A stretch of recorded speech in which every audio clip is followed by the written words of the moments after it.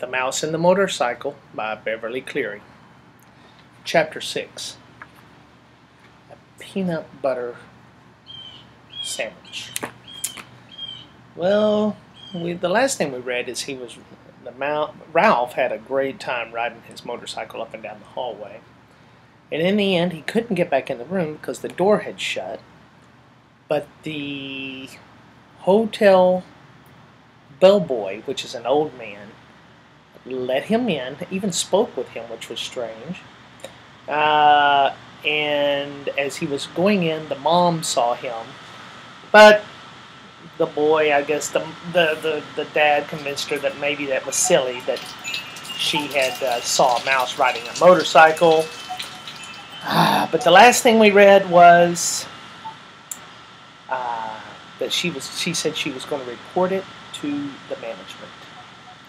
And the last thing Ralph said to himself was, "Now I've done it," thought Ralph inside the pajama sleeve.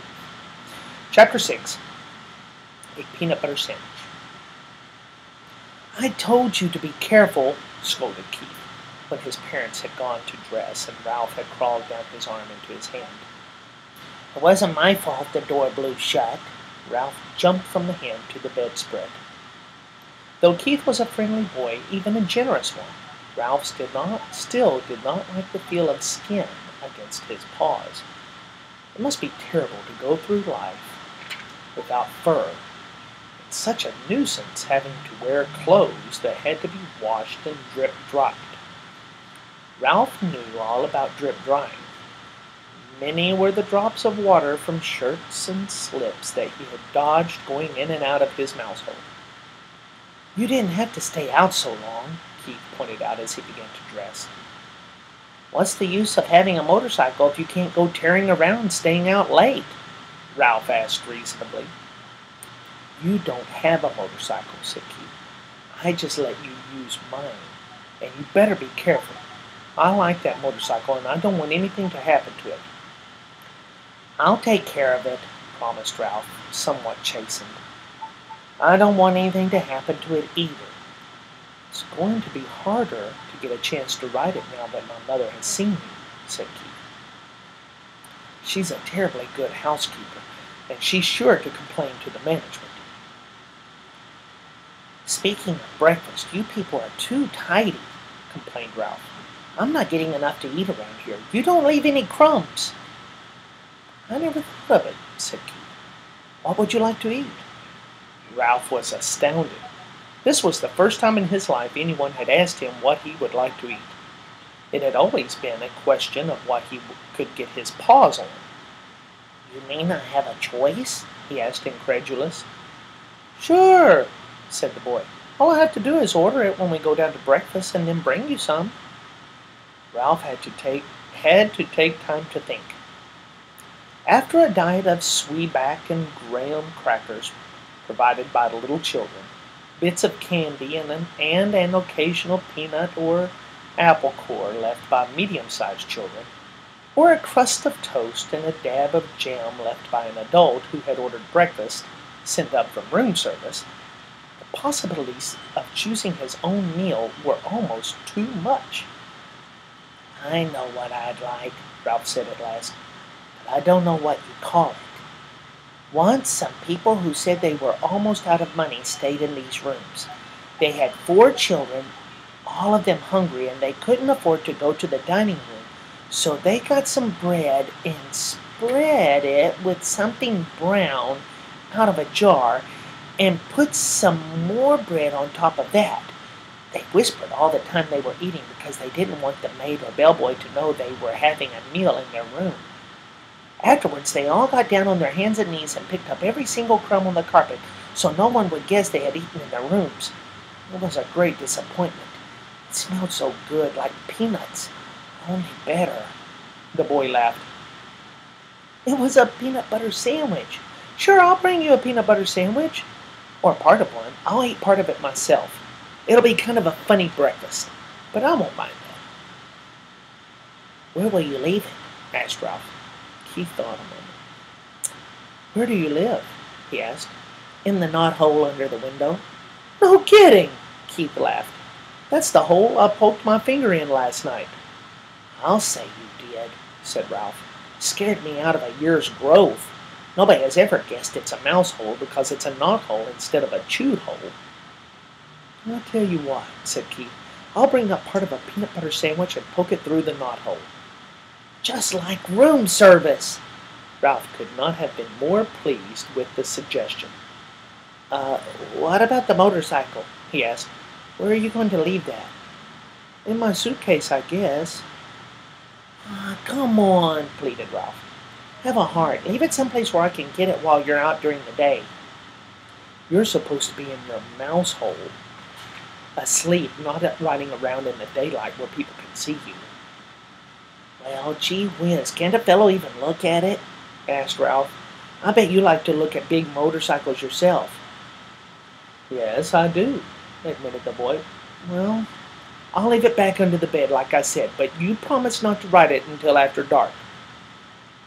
"Scout's honor." Ralph jumped off the bed and ran off to the knothole. Ralph's home was okay, whoa. But first, here's a picture of him, but he hasn't eaten the peanut butter sandwich yet. This is just, I guess he was thinking about it, what it would be like. Ralph's home was furnished with a clutter of things people drop on the floor of a hotel room. Bits of Kleenex, hair, ravelings. His mother was always planning to straighten it out, but she never got around to it. She was always too busy fussing and worrying. Now, as Ralph expected, she was dividing Rye Crisp crumbs among his squeaky bunch of little brothers and sisters while she waited to scold him. Here's the picture inside the mouse hole. "Ralph, if I have told you once, I've told you 1,000 times," she began. "Guess what?" interrupted Ralph in an attempt to change the subject. "Somebody in 215 is going to bring us a real peanut butter sandwich." "Ralph!" cried his frightened mother. "You haven't been associating with people?" He's just a boy," said Ralph, deciding to keep the complete story of the dangers and the glories of the past night to himself. "He wouldn't hurt us. He likes mice." "But he's a person," said his mother. "That doesn't mean he has to be bad," said Ralph. "Just like Pop used to say, people shouldn't say all mice are timid just because some mice are, or that all mice play when the cat's away just because some do." "Just the same, Ralph," said his mother, "I do wish you would be more careful whom you associate with. I am so afraid you'll fall in with the wrong sort of friends." "I'm growing up," said Ralph. "I'm getting too old to hang around a mouse nest all the time. I want to go out and see the world. I want to go down on the ground floor and see the kitchen and the dining room and the storeroom and the garbage cans out back." "Oh, Ralph," cried his mother, "not the ground floor, not all the way down there. You aren't old enough." "Yes, I am," said Ralph stoutly. "There's no telling what you might run into down there." No, hold on. That's the mom. "There's no telling what you might run into down there. Mouse traps, cats, poison.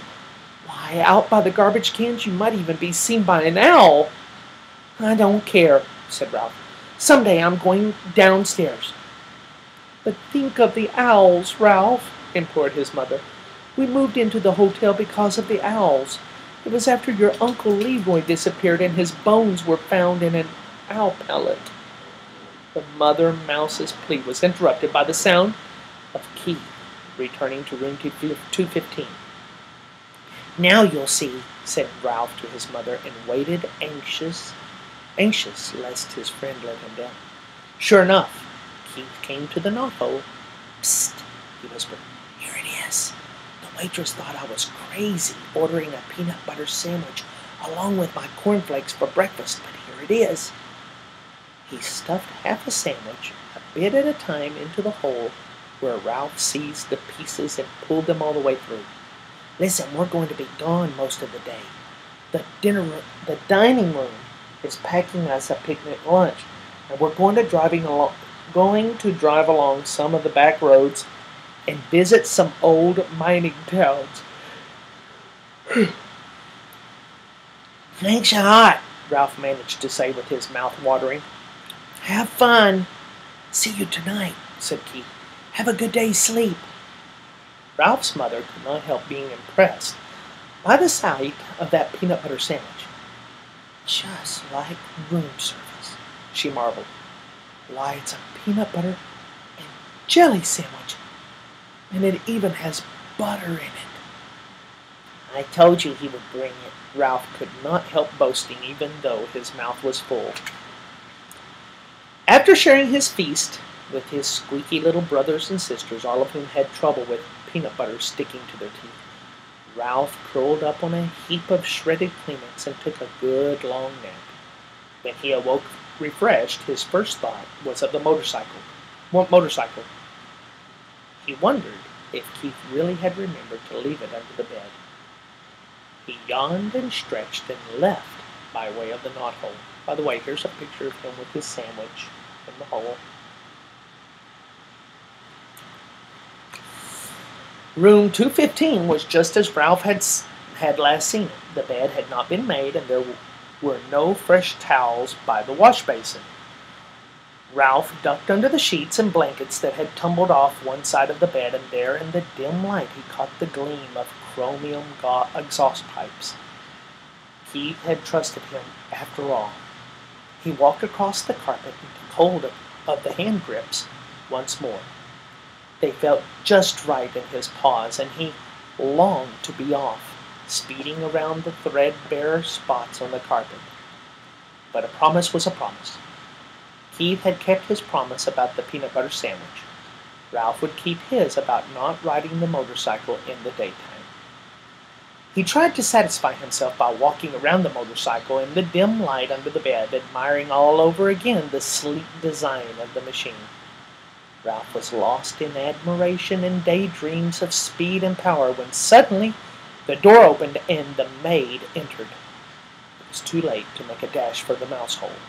The maid stripped the blankets and sheets from the beds, shedding unwelcome light on Ralph and the motorcycle. Her feet in white sneakers moved lightly as she gathered up the sheets and pillowcases and towels and dropped them with a soft plop beside the open door. The next thing Ralph knew, he was hearing familiar and dreaded footsteps coming down the hall, steps he had learned to fear when he was a tiny mouse. It was the head housekeeper, the woman who was in charge of all the maids in the hotel. He recognized her steps, and he recognized her shoes, stout, sensible black Oxfords. Clop, clop, clop. Nothing was ever clean enough for the head housekeeper, and Ralph's whole family lived in dread lest she discover their mouse hole. Now he held his breath, hoping she would go on down the hall, but no. She stepped into room 215. Good morning, Marjorie, the housekeeper spoke crisply to the maid.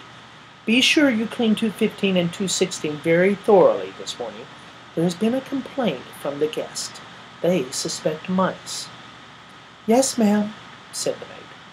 Look behind all the drawers, continued the housekeeper, and in the corners of the closets. Please report any evidence of mice, and be sure you vacuum under the beds. You have been getting careless lately. With that she walked briskly down the hall. Oh, grouch, muttered the maid, as she reached into the hall for something that produced a sound that struck terror into Ralph's heart. It was the clang of vacuum cleaner attachments banging together. Uh-oh. Well, the next chapter is The Vacuum Cleaner.